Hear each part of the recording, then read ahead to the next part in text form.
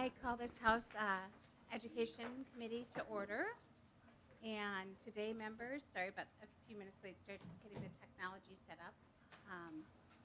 First order of business is the minutes. Representative Sensenborough, have you had a chance to look at the minutes? And were you willing to move the minutes? Yes. Thank you. Representative Sensenborough moves the minutes for February 15th, 2024. Are there any questions? Seeing none, all those in favor say aye. Aye. All those opposed say no. The minutes for February 15th, 2024 are adopted. Good morning, members. Our first two committees, we heard an overview from MDE on all the different programs that they're implementing for us and that we passed during session. Today, we're actually going to hear from the schools around the state on how they are going about implementing the programs themselves with money we've either sent them or some of the programs that they've been very creative about getting off the ground. We'll be hearing from Apple Valley and the Bar Center, Moorhead, on how they utilize the change we made to long-term facilities maintenance language. We'll hear from the Farmington area schools and how they're doing school-based health centers. St. Anthony New Brighton will talk to us about universal meals. Northeast schools, Northeast Metro Intermediate District 916 will discuss special ed funding. And Northfield Public Schools will talk about the increase in indexing on the formula. And Minneapolis finally will round it out with talking about career and tech ed. We have offered like 5 to 10 minutes for presentations. I'm not sure if we'll have time in between for questions or if the folks speaking have to get back to school. But we will try to see if we have time for like a minute question or two in between. But they do have, we can get you all their contact information so that you can email them and ask them any questions that you might have. And just in case we do get close on time at the end, I wanted to just give you a heads up. We are not meeting tomorrow. We are giving up our remote access to our cart so that we will be not meeting. We will be meeting on Thursday to hear some of our first bills.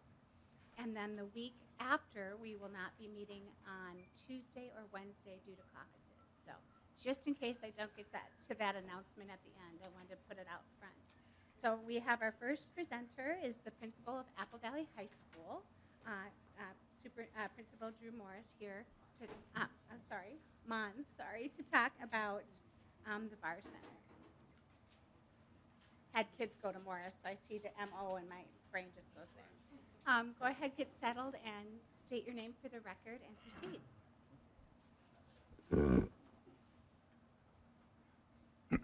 Good morning, Madam Chair, committee members. My name is Drew Mons, and I am the proud principal of Apple Valley High School. Apple Valley High School is part of District 196, which is Rosemount, Apple Valley, and Eagan.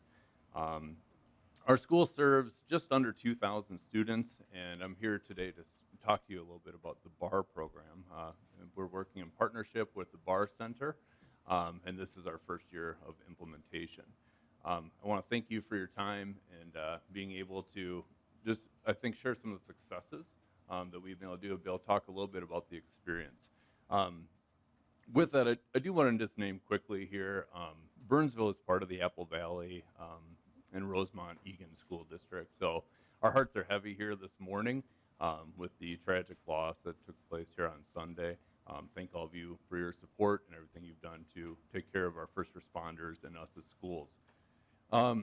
I have the best job around. I say that all the time because I get to be the principal of Apple Valley High School. It's a tremendous district that we're a part of. And we like to say that learning looks different at Apple Valley High School because we're a little different. We have 4 comprehensive high schools. Of those 2,000 students that I mentioned, we have the highest percentage of students that qualify for special education services. We have the highest number of students that qualify for multilingual services. And we're almost a 30% gap between the next closest high school when it comes to compensatory ed funding. So when we talk about some of these successes and our pride in our place, none of those things are deficits, but it speaks to the need that we see for our students. So this last year, we were part of, we submitted an application late in August to apply for the grant that the Bar Center, in partnership and with the support of the legislature, was funded to be able to implement for 3 years of coaching a program that really fit nicely with who we are as a school. The principles of BAR rest on data and on relationships. And if you talk to any educator, that's really what the key to what they see of why they got into education is wanting to build relationships. And relationships are transformative for the trajectory of all students. And that's one of the things that we really love about BAR is BAR enables us to have a structure to be able to focus and to be able to talk about every student over the course of the year. I'm a parent. I have 2 students, one in high school, one in middle school. And that is one of the things that I think is really important is my kids, they do well in school. They like school. I also want to make sure that people know my kids and that they don't just know what their grades are or where they fall in with the GPA, but they know what my kids are about and they find ways to be able to kind of seize on opportunities to help them think to possibilities that maybe they didn't know of. So in this last year, as I noted, we started in 9th grade. We formed 2 houses, and I was able to use some of our compensatory funding. And that's a key element for us here because I was able to hire a new English teacher, a new social studies teacher, and a new science teacher.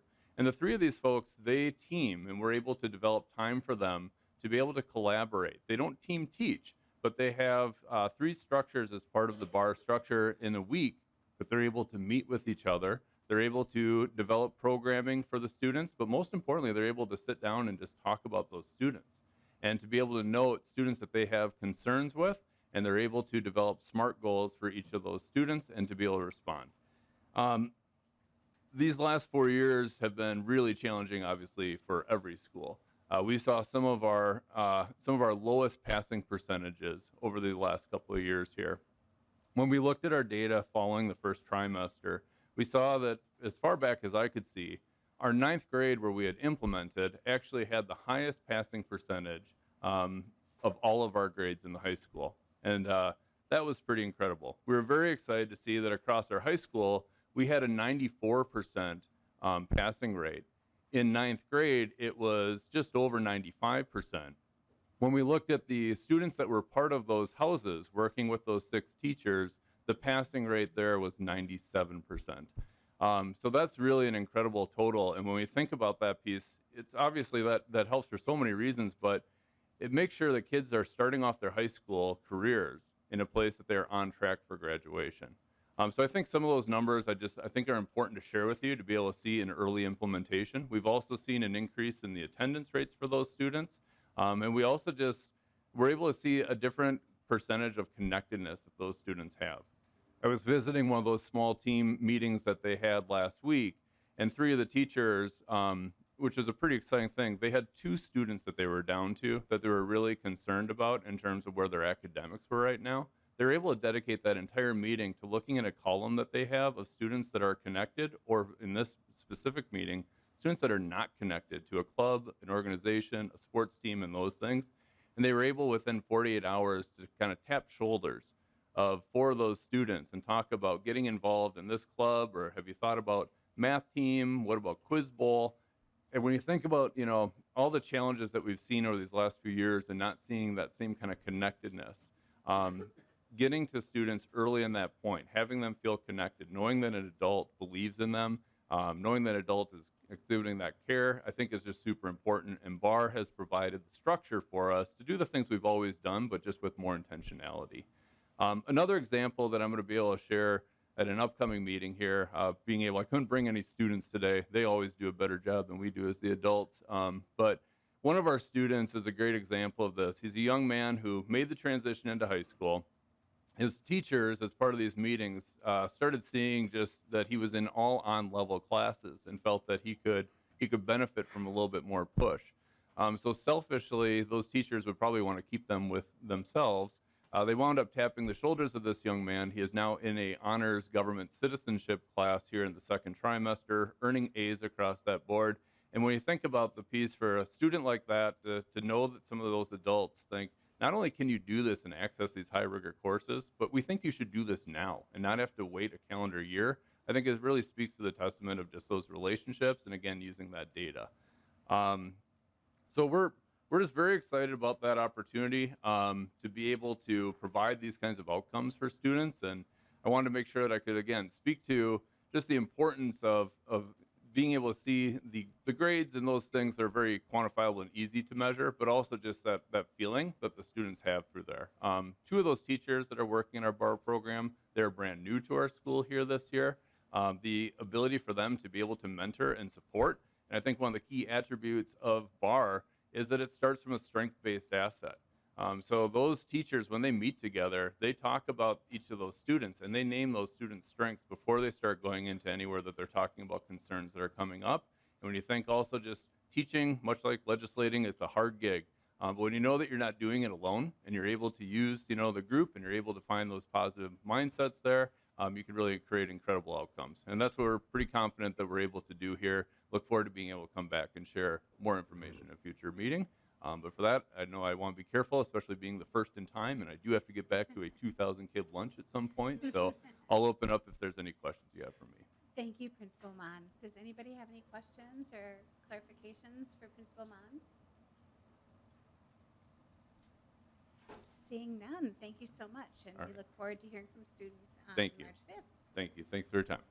Next up, we have Superintendent Berg from Farmington Area Public Schools, and I believe we have him remotely. So go ahead and state your name for the record and proceed. Jason Berg, Superintendent of Farmington Area Public Schools. I want to thank the committee and members of the committee for the opportunity just to share a little bit about school-based healthcare and the grant that we were fortunate enough to get with Dakota County just recently. One of our strategic frameworks and guiding principles is to protect the well-being of our learner. To that end, we look for opportunities to partner with various outside organizations to fill gaps within our district and within our greater community. We are a district that doesn't generate quite as much revenue as our neighboring districts, so we need to maximize those internal and external resources whenever possible.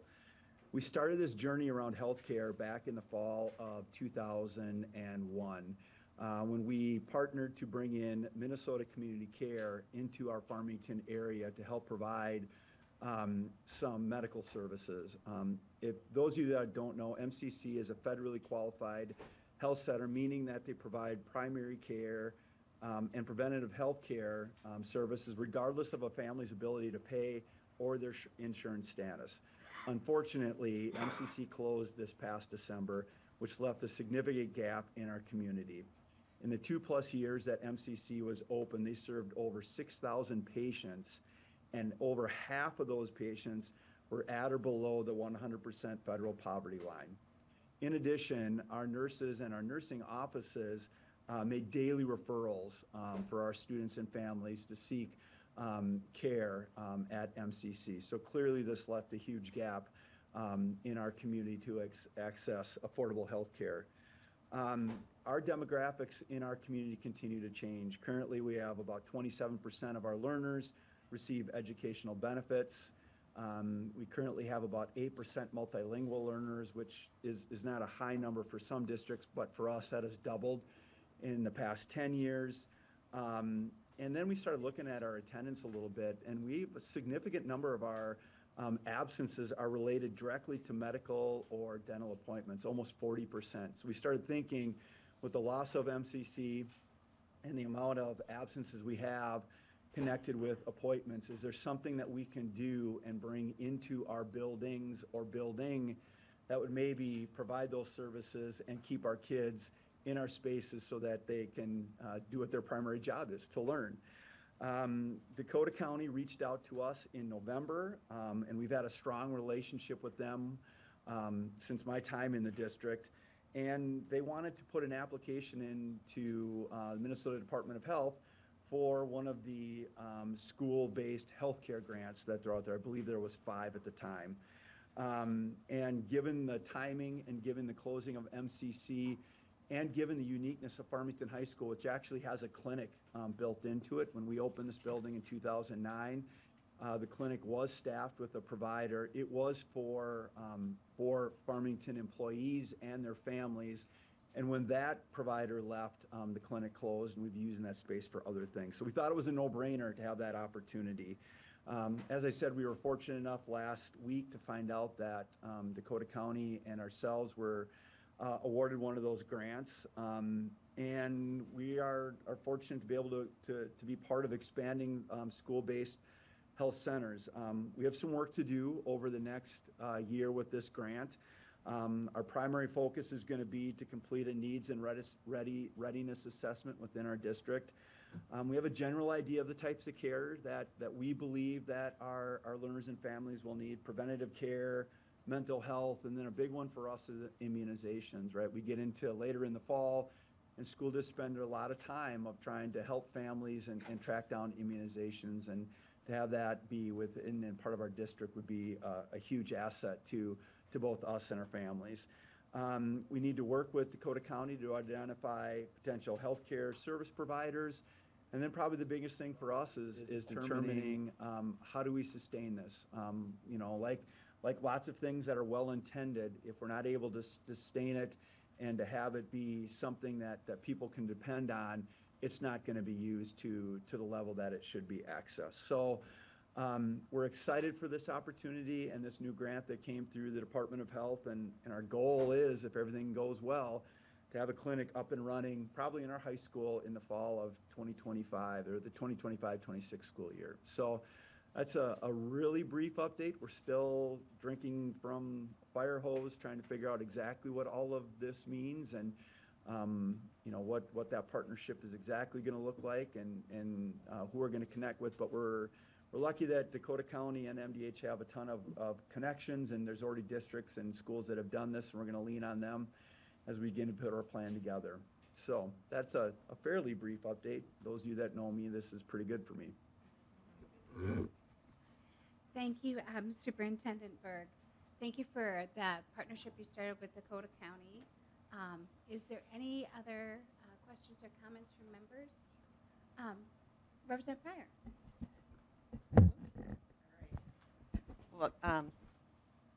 Well, thank you for joining us remotely, and appreciate your testimony. It sounds very exciting what you're doing. I also trying to relate it to, I know, other some of the other initiatives like the full service community schools. Is this those kinds of grants? Is that something that you're able to use, or is that another model that people could use to do the things that you're talking about now, which is going out, finding, you know, identifying space, that kind of thing? And can you touch on a little bit that too, please? Well, I think those would be another opportunity, and I think they can certainly be used in combination. For us, based on our circumstances and our partnership with Dakota County, specifically the school-based care clinic made the most sense for us. But, you know, like anything, right, you kind of dip your toe in and you start to provide supports and services, and then you see how those might expand. So, you know, I'm very familiar with kind of you know, the whole community school sort of a model. And there's significant work that goes into it, and they've been shown to be very successful. And for us, this is our opportunity to kind of begin to see what that potentially could look like, and make sure we do one thing really well before we expand out. But I could certainly see where districts would maybe combine the two, or, you know, look at a different grant to do a similar sort of thing. You know, right, I think the idea is to give districts opportunities to figure out how to best support the whole child when they come in. We know that, you know, kids don't leave whatever they have with them from outside of school at the door when they walk in. And we can only control so much time. And if the more things that we can push into as terms of support are going to make our environments better for our kids when it comes time to learning.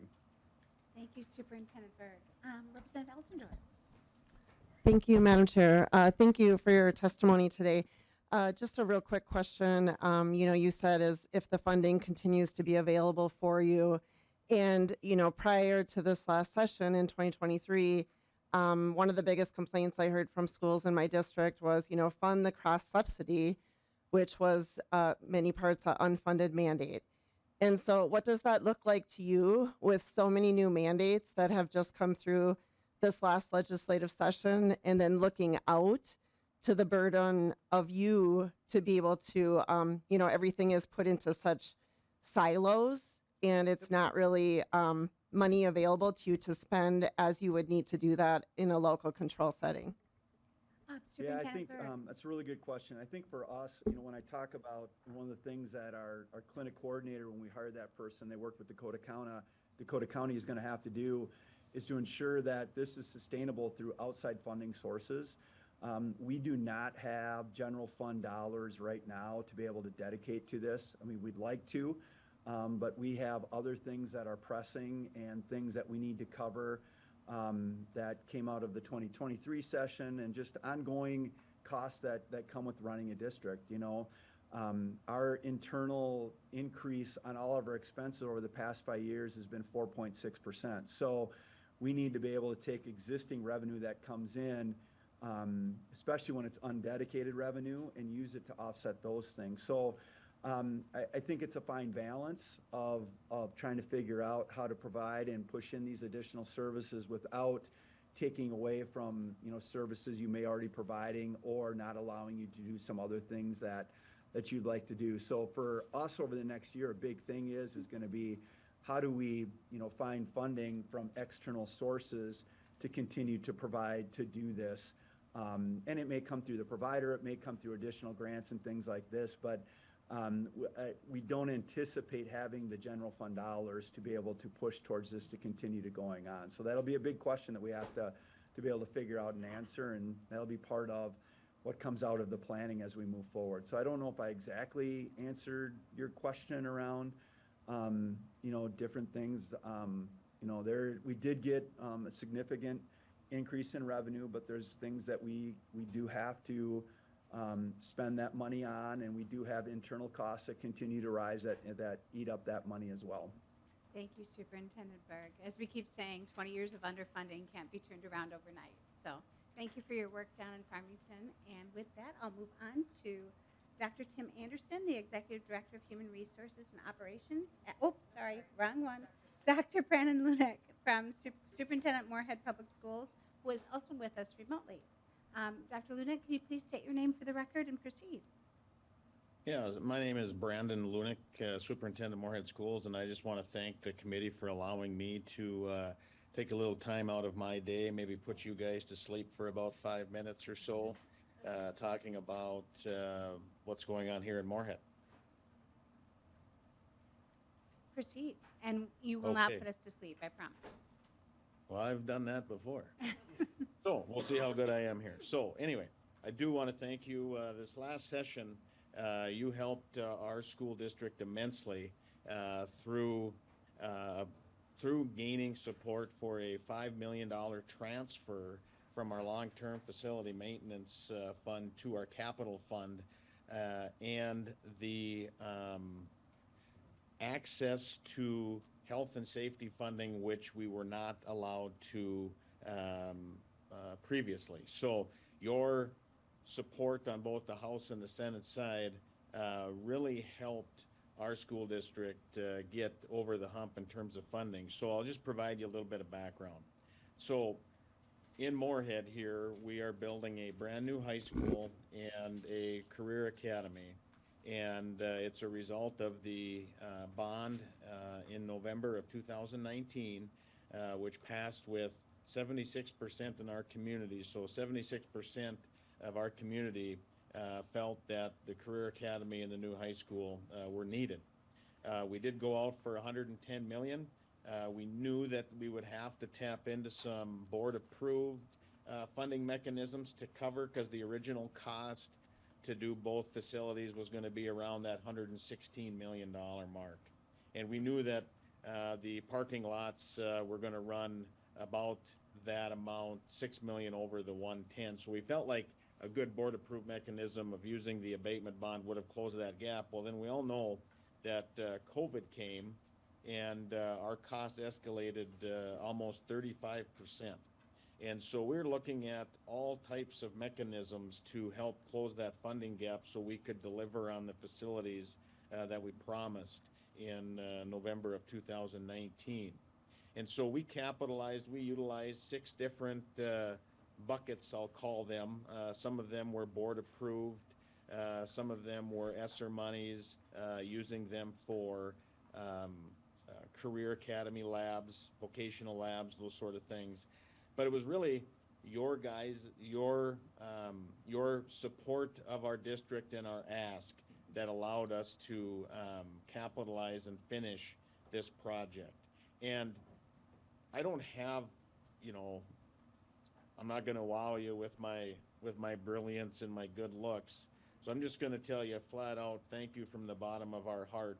And if there's anything you can do moving forward to help other districts that could be in the same, that were in the same position we were in terms of that health and safety flexibility, I know that we would appreciate it on behalf of the other districts, since we're fortunate enough to be the success story as a result of that.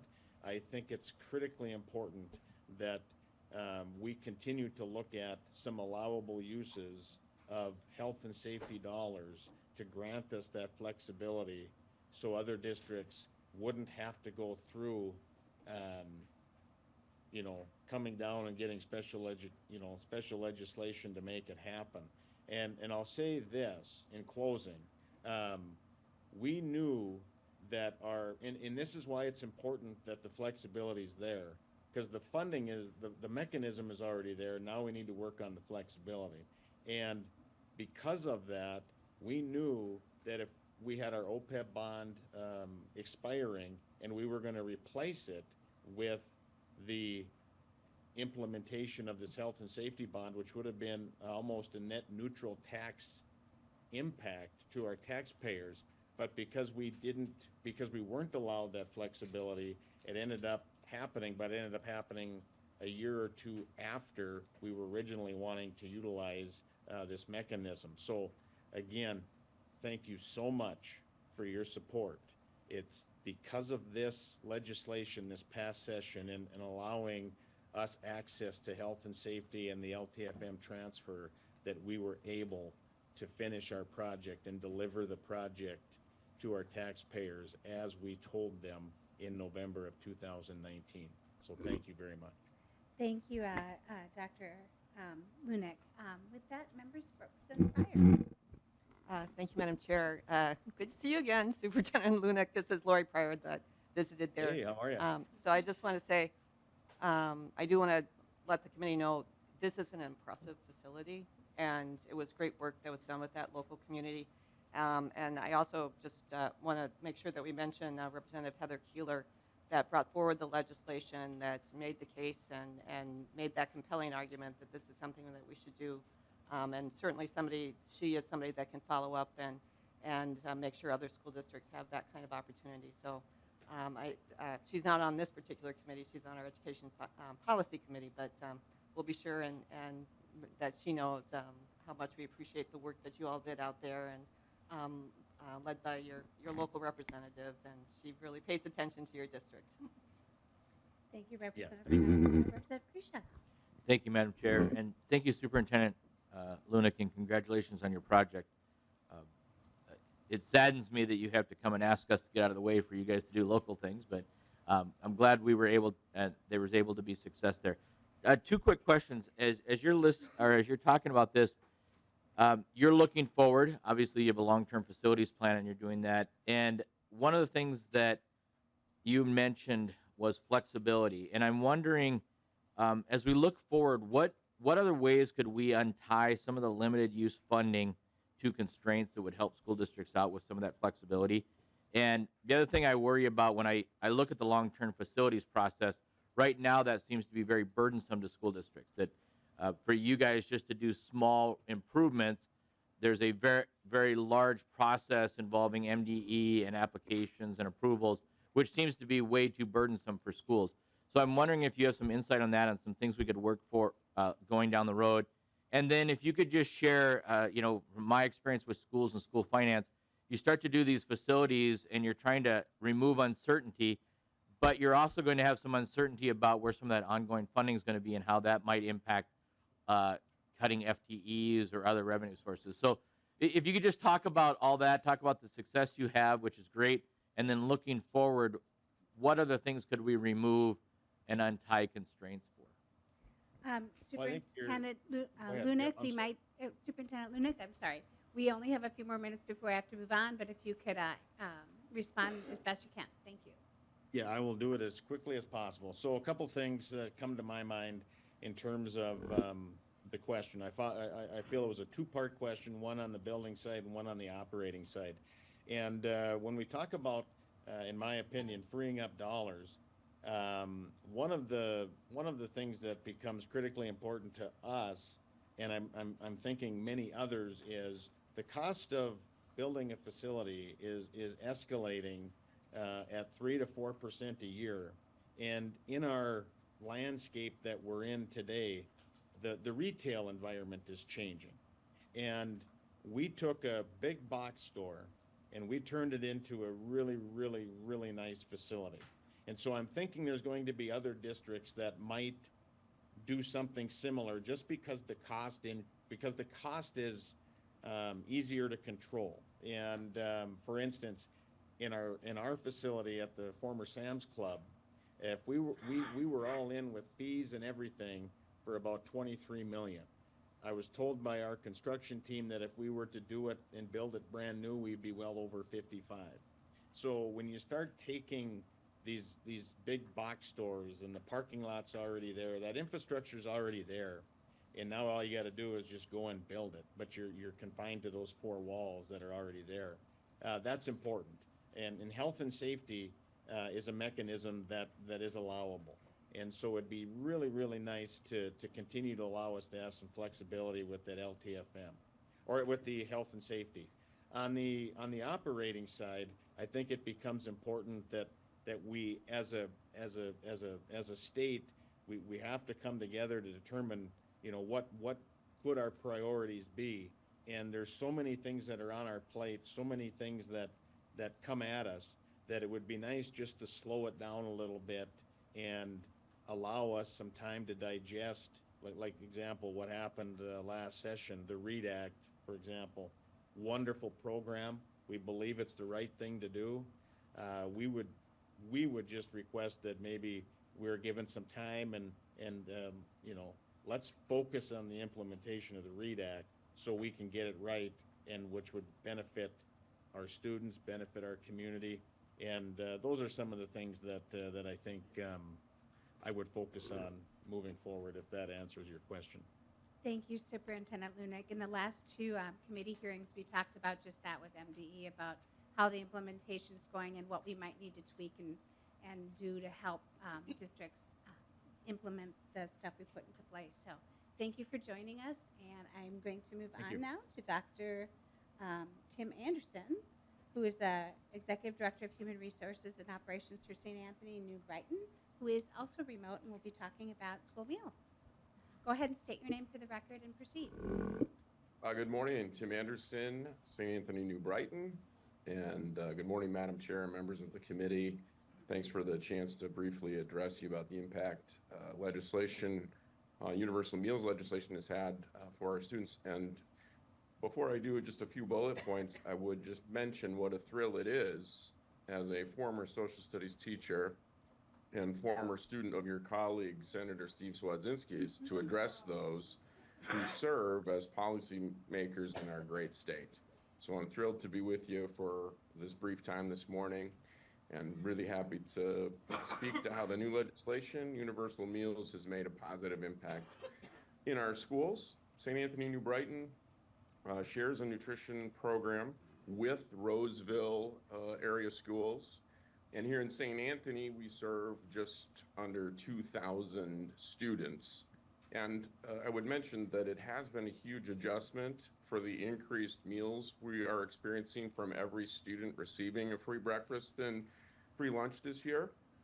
But our team is excited about this challenge. And like many districts across the state, staffing has been a challenge to fully staff our kitchen crews. So like so many, they've risen to the heroic and historic challenge to provide food for our kiddos. And it has been a huge positive to hear from kitchen staff that they're hearing from students how great the meals are now that they're accessing more of them. So some of those highlights for our district, our daily participation has increased substantially. Breakfast counts are up 60% from what we're used to, and lunch counts are up 45%. So together, that's about double what we expected coming into this year. That's been a huge increase. We do have an integrated program on Thursdays from our local farm to table initiative. More things being made from scratch as a part of the effort. We're all in on increasing the service we provide for kids. And due to the high volume of participation, there's been even some talk about, do we need to do some renovating in our kitchen space because the demands are higher than the space allows. But overall, the universal meals legislation has made a positive impact in our schools. We've seen huge increases in the number of students taking advantage of these programs.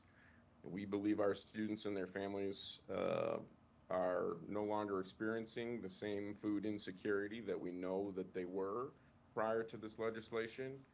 And just knowing that kids can look forward to receiving 2 solid meals a day has been a huge positive of the 2023 legislative session. Thank you, Dr. Anderson. Members, any questions or comments on universal meals? Thank you, Dr. Anderson. I'm glad that your kitchen staff is excited and rising to the occasion, and I know there has been a lot more demand that districts are kind of trying to figure out how to work with that, and we will be keeping an eye on seeing what we need to do next session to help with that as well. So with that, I will move on to Dr. Val Raybeau, Superintendent of Northeast Metro Intermediate District 916. Thank you for being here today, and as soon as you get settled, just state your name for the record and proceed.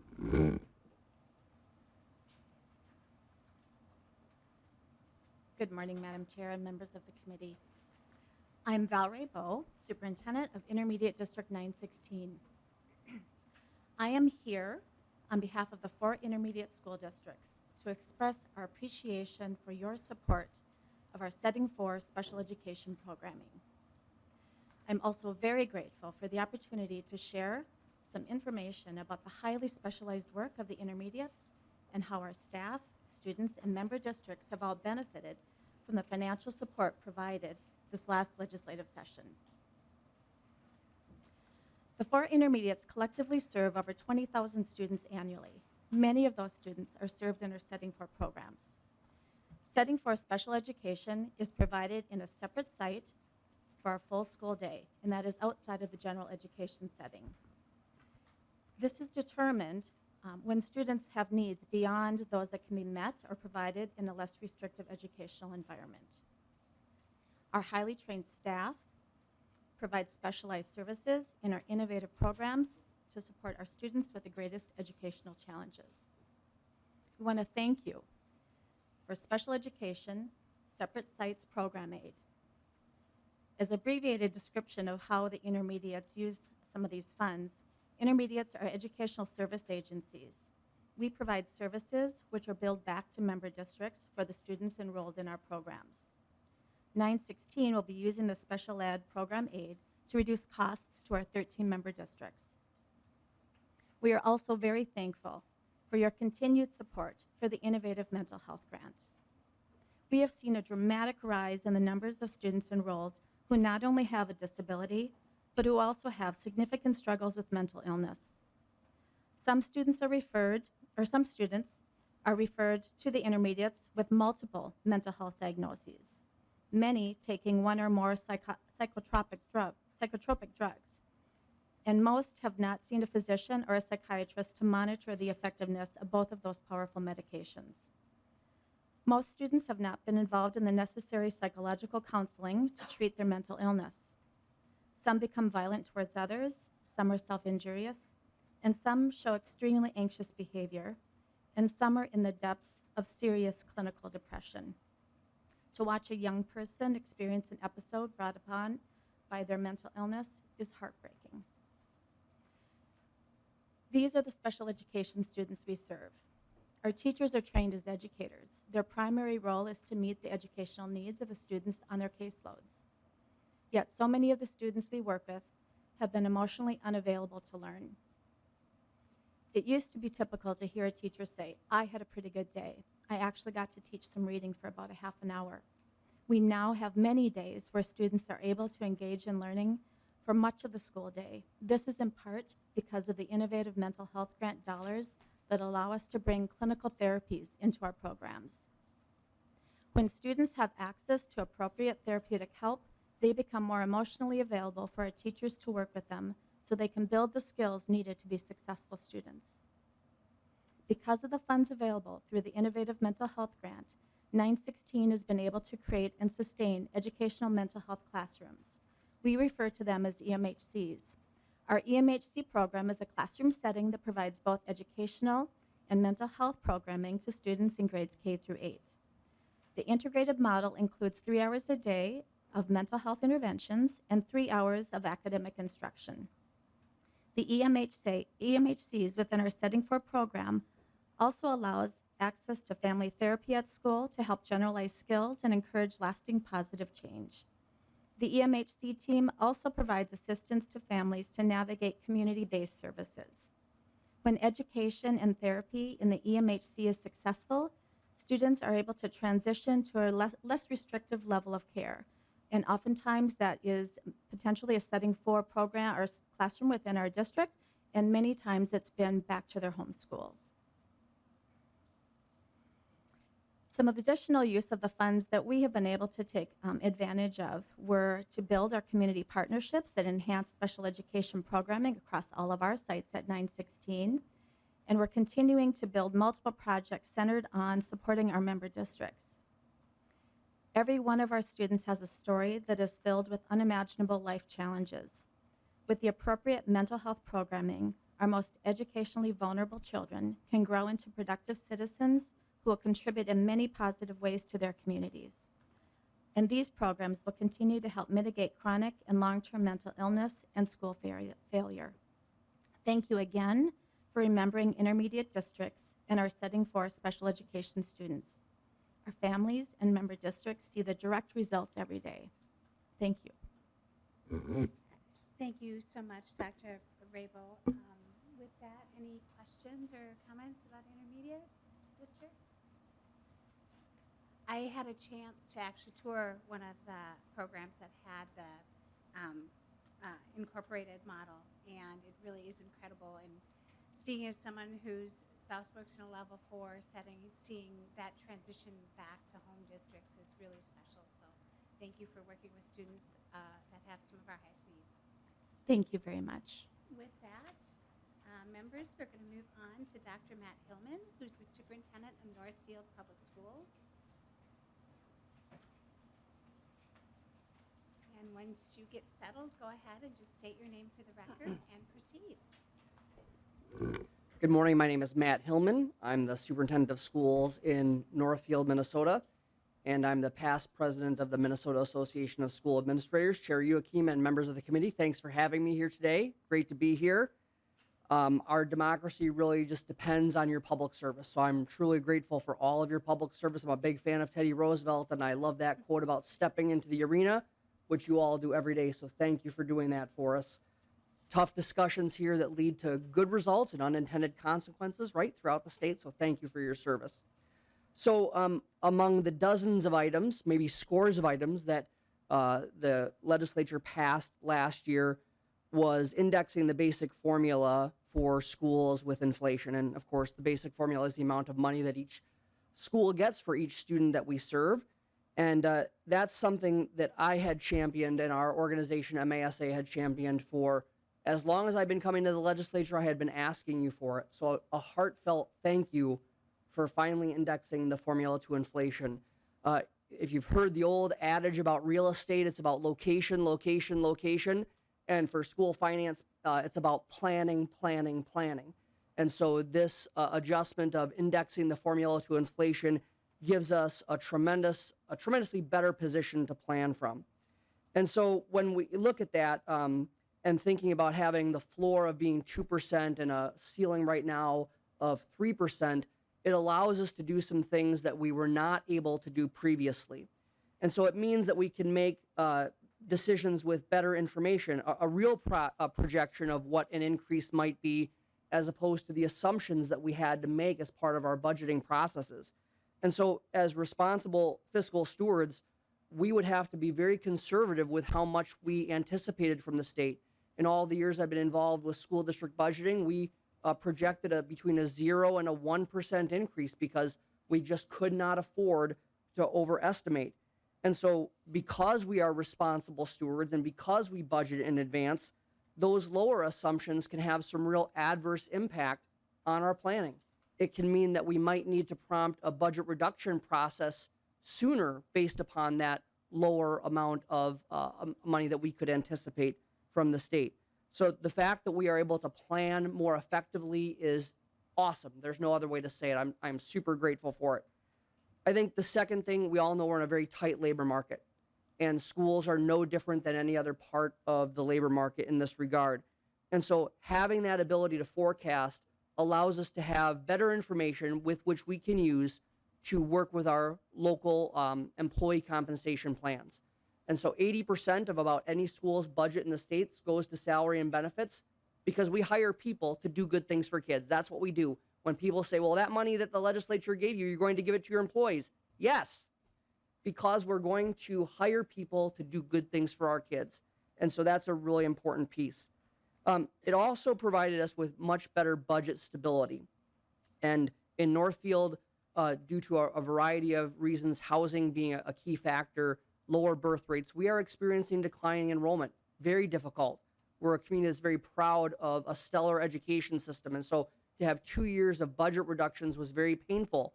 In fact, I learned that you want to get high school kids to show up, ask them to come and give you feedback about the budget reductions that are in front of the board. We filled our high school auditorium last year with kids during their lunchtime. They chose to come because stability isn't just for the school board or for the superintendent or for our principals. It's for our kids. And when kids know stability, that's a good thing for them, right? They have greater predictability. They want to see their teachers who they adore come back the next year. We had 2 years where we weren't able to do that. So the investment that you've made to tie the formula to inflation is significant. Now, we also, as Chair Joachim wisely said earlier, there's much more work to be done. We are making up for 20 years of underfunding. I'm happy I don't have to show anymore the chart that Brad Lundell put together, about the gap between what the formula would have been with inflation versus what it wouldn't have. But we still have work to do. So I'm very hopeful that the legislature would consider some additional funding on the formula this year. I hope in the future we can have discussions about that floor. I'd like to see that floor of 2% be a little bit higher, but that's a discussion for another day, not for today. Today we're here just to give our heartfelt thanks. Decades of asking for the formula to be tied to inflation coming to fruition has many benefits in the long term for schools. So on behalf of our school district and MASA, thank you so much for listening and finally getting it done for us. Thank you. Thank you, Dr. Hillman, and I'll age myself to advocating 20 years ago. We were talking about that as well as the sped cross subsidy, and so happy we could get the indexing across the line this last session. I lost the battle on having it be the implicit price deflator versus versus the CPI, but maybe that's a discussion for another day too, because that's really focused on the services, like you said. So much of your costs go to hiring employees to take care of kids. So thank you for also being a stalwart advocate. Representative Jordan. Thank you, Madam Chair, and thank you, Dr. Hillman, for being here. Sorry, it's always... No problem. Sorry. I need to look at my notes here, unfortunately. But I'm very interested in this discussion about how just indexing this one formula and one revenue stream, which is just the formula, as we call it, the big F formula, how that has managed to be indexed to inflation. Are there other formulas or other parts of state aid that would make a difference in indexing to inflation? And then what would that mean for Northfield Public Schools or for other public schools? I know you're here with some other administrators, so I don't know if that's something that you've thought about or something that would make a difference as well. Dr. Hillman, we'll have to have you put your MASA hat back on. You got it. Go ahead. Well, we were just thrilled to get the basic formula indexed to inflation. As we know, the special education formula has been indexed to inflation for some time, so that was helpful. I do think another area for exploration would be things around long-term facilities maintenance. We know that costs for those kinds of things, continue to increase. So I would think anything where the market has that kind of inflationary impact would be wise to investigate. Clearly, we take our time in determining when to index things to inflation, which I think is a prudent move. I think any area that affects you with inflation affects us as well. So if you can think of the things you wish were your salary was tied to inflation, we probably would wish for something similar. Thank you. Okay. Any other questions? Representative Baker. Thank you, Dr. Hillman. Thank you for coming and testifying and for your work. You talked about Teddy Roosevelt, and you are also in the arena. And so thank you for the work that you do. And so you mentioned, my question is around the unintended consequences. So you mentioned that at the beginning, and I think it's important that that we have honest conversations about the unintended consequences or the intended consequences. So if there are some things that you, either in your superintendent role or your massa hat, to put that back on, can you talk about some of the unintended consequences? And then what I really am curious about are some solutions to those unintended consequences. Dr. Hillman. Well, where to start? We are grateful for the real transformational work that you did the last session. There's a lot of good things that were in the new law that are going to do good things for kids. But as you know, I know your role on a day-to-day basis, the implementation dip, right? When we talk about implementing programs, there's always an implementation dip. And there's the part about how when you're taking really good policy and trying to make it work every day in a school, there's the natural challenges that come along with that. Today, I would focus my comments only on one thing, which would be the READ Act. We are so grateful. I'm a huge supporter of advancing the science of reading instruction. I think that we are going to really get some excellent outcomes from this. We're just trying to do systematic and transformational change in a very short amount of time. And again, like anything else, as you start to look at the costs and how a locally controlled school districts across the state choose to implement or choose to train, we're learning that there's probably some more cost. There was some solid investment, of course, but there are some areas specifically around training, specifically around potentially if a district chooses to have people do the training outside of the school day, how do we compensate people for that? In Northfield, prior to the implementation of the READ Act, we had trained around 60 of our teachers in letters training, 144 hours. It's graduate level work. You can't say to people, show up for 3 hours after you've taught kids all day to do that. So we incentivize people with a solid stipend. These people are showing up on Saturday mornings for 3 hours, right, to do this kind of work during the school year. So I think some of those additional resources and some additional flexibility as we look at that long-term impact of the READ Act. Thank you, Superintendent Hillman. Representative Edelson. Thank you, Madam Chair. Superintendent, thank you for your testimony. Can you tell me how much the stipends that you're giving for the READ Act are? So prior to our, before the READ Act, we were giving $4,000 a teacher. Wow. Representative Edelson. Thank you, Madam Chair. Okay, but we got 60 teachers trained, Representative Edelson. So, I mean, it really worked. And the things that we are seeing from those teachers who had the letters training, miraculous is probably the appropriate word. Representative Edelson. Thank you, Madam Chair. So thank you. I was the author of the READ Act, and so I'm very excited to hear that. And we're looking at actually teacher stipends right now, and we're kind of, that would be a really big amount. We're a little less than that. So, but thank you. I appreciate that. And your teachers in Northfield are really, I mean, they deserve that. We would love to do that for the state, and so we're going to try to get as close as we can. And just Thank if you. I'm, Dr. Hillman. yep, thank you. Go ahead. Go ahead. Oh, Go ahead. okay. Thought people usually usher me off pretty. Nope, I have to acknowledge you for the record. So that Like all 332 school districts, 331 school districts plus charter schools, we're all looking at how do we effectively use our time to train our staff, and how do we balance the use of the resources that we have within that. So our estimate to train the rest of our teachers in the model we had used before, we're talking about $500,000. That's not. We didn't get that kind of money, right, from this particular excellent bill.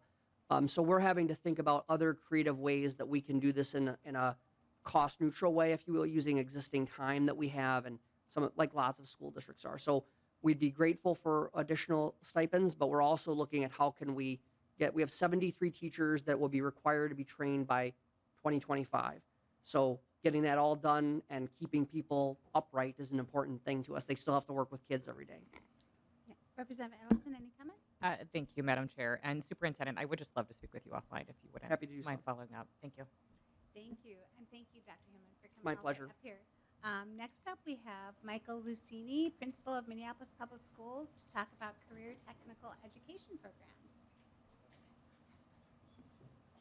And if you both also state your name for the record once you get settled, and go ahead and proceed.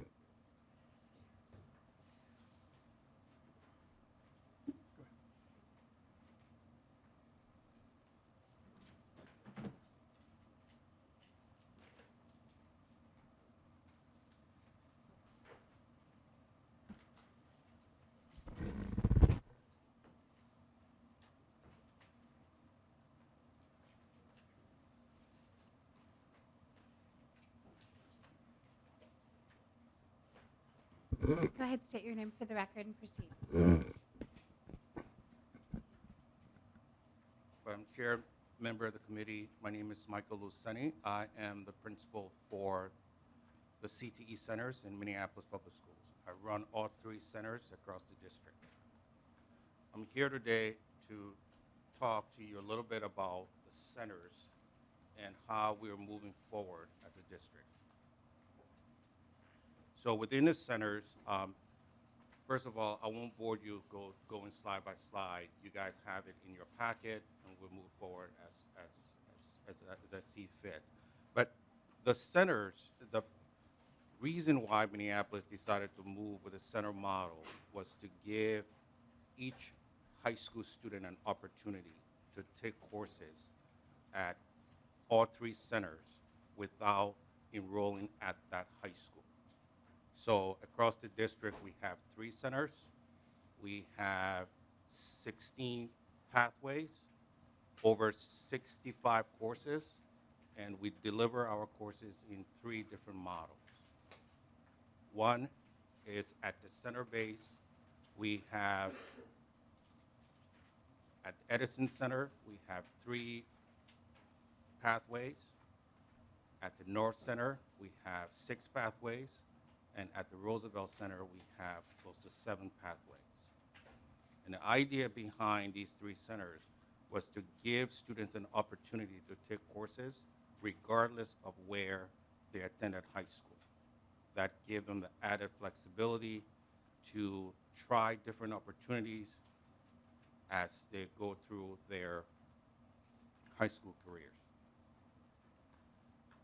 The next slide that you're seeing are a snippet of what we produce, I call one-pagers, that we created for families and students to understand each pathways, understand the careers that are associated with those pathways, and also have an opportunity to read through the courses as a summary. So here in details are what are located at each center. So the Edison Center has our business pathway, law, and agriculture. The North pathway has computer science, cybersecurity, healthcare, emergency medical, that's first responder program we have, education, engineering, media arts, and robotics. At the Roosevelt Center, we have automotive collision, automotive engine repair, construction, healthcare, patient care, machine technology, and welding. The learning models that we have across all 3 centers are, we have our in-person model, we have asynchronous, where students have an opportunity to take courses without coming to any of the centers and still remain at their high schools. And we also have our in-person student model, where we have our career exploration opportunities for students across the district. And our career exploration model, we have investigative careers where students can enroll in these courses and investigate specific careers. We have career planning and development. We have personal and professional skills and career work experience in our internship program. So the benefit to these centers are, one, improved graduation rates for most at-risk youth, and we've seen the numbers. Two, maximize resources, where by having 3 centers enabled us to have larger purchasing power, the ability to invest in the program more. And then the third piece is incorporating graduation requirements within each course we have to offer. Additional benefits are, in terms of professional studies, related to professional career interests, preparing students for career success in ever-evolving high-tech, high-skilled, and local global economies, and the equity access to all Minneapolis career pathway programs via citywide enrollment options. And I just want to take a few minutes here to just go through 3 examples of our focus as a district. One is our healthcare program, and within our program we have the patient care, emergency medicine, and general practice. What you see on your screen are examples of actually unique industry-grade equipment. One, we have a simulator ambulance at the center where it's actually an ambulance that it just don't drive, but it's an actual ambulance with everything we need to teach kids about being emergency responders. And then we have the 3D dissection table that is just wonderful for kids to practice on. The next pathway we have is cybersecurity. This is, again, another opportunity for students during high school to really invest in understanding the courses we have, being able to learn on industrial level Palo Alto network software. And we also provide them an opportunity to get certified if they do wish to be. And the last one is our ASC program. Again, this is the first step in building career credentials as automotive server professionals. All of these courses, and one of the things, I know I'm running out of time here pretty soon for question and answer. One of the things, just to get off script a little bit, all of our courses are aligned with college credits. We give students the opportunity to elect to take the courses at the college level where when they pass at a certain grade level, they have the college credits available to them. So that way they're not debating whether they want to do PSCO or they want to do CTE. And the 3 advantages to the programs as we have it in Minneapolis. One is every student graduating from Minneapolis Public School that goes through the CTE Center and that are concentrators have an opportunity to graduate high school with skills that they can enter the job market right away. That's the first one. The second is a student who wants to do part-time college and work because they cannot afford to do full-time. Those students are entering the job market with higher paying wages, and they're able to afford school. And the third is an opportunity for a student who have had an opportunity to invest in the CTE courses by taking multiple and exploring what they want to do with their future. For that student, when you graduate and you decide to do full-time college, you have an investment in where you want to pursue in college. And you are not thinking when you get to be a junior what you want to do, right? An example will be a student who want to do nursing that never has been part of CTE, gets to nursing for the first time and realizes, I'm afraid of blood. I don't like the smell. I don't want to be in here. And then that student now have to think about another major. The opportunity for the CTE Center is that student will invest in being around the nursing home, having an opportunity to work as an intern in a hospital, and then once they confirm what they want to do, they have enough knowledge of where they want to go that they will finish up in college if they so wish to. Right. Thank you. Thank you so much, Principal Lumsai. And I like what you mentioned about exploring in high school. I had an opportunity this last summer to tour the Burnsville Schools Pathways, and there was a young student who had thought they had wanted to do the medical profession pathway and kind of faced some of the same obstacles you mentioned, and ended up moving into automotive and absolutely loving it. So, you know, schools our secondary schools are the place where students can explore and see what they want to do in a space that helps them do that. So I thank you for the model that you've built out. It's incredible. And members will probably be hearing too from the CTE consortiums, because we've doubled the money that we gave them to help other districts kind of find those public-private partnerships too. So with that, members, do we have any questions for Mr. Lunsai? I could talk about CTE all day, but Representative Sensamura. Thank you, Belusani, for coming. And I'm just a big fan of this program, and I think it's important for more folks to know about it. And would invite, I guess on behalf of the district, would invite any members to go see the beautiful new facility that's being built at North High School, because I think being able to see it in person is also really meaningful. My question is around can you just talk a little bit about the CTE graduation rate reference data that I see you have in the slides? And yeah, kind of what are you learning about the ways that access to CTE courses is increasing achievement for students, graduation requirements, closing the opportunity gap? Principal Luceni.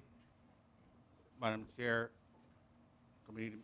committee members, one of the things that we are experiencing, and this is true across the country, but one of the things we're experiencing in Minneapolis is when a student have an interest in pursuing a certain idea or a career that is matched with what they want to do, oftentimes those students put aside things that are distracting them to pursue that interest. So what we say to families and to staff and district support staff is that it is not magical that a student that will have attendance issues, maybe fail in school, get to the CTE Center and decide, I want to do computer programming. And the way we structure the program, students have an opportunity to go out in the field and learn and understand what computer programming is. Students have access to industrial level software. They have opportunity to come and listen to speakers. We do a lot of field trips. That allows them to begin to widen their understanding of, I want to be a computer specialist. I can smell it, I can taste it, I can see myself. That allows that student to focus more and think about graduation. And everything else that will be distracting allows that student is in a place where they can focus.